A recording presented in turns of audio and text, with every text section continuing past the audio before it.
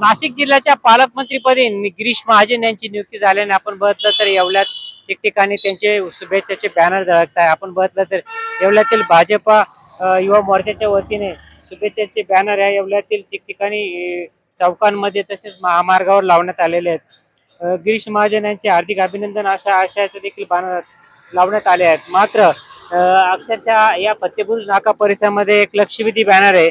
आपण बघितलं त्या बॅनरवर आता कसं भाऊ म्हणतील तसं असा आशयाचा ठळक उल्लेख या बॅनरवर करण्यात आला। त्यामुळे लावलेला हा बॅनर सध्या चर्चेचा विषय ठरत आहे।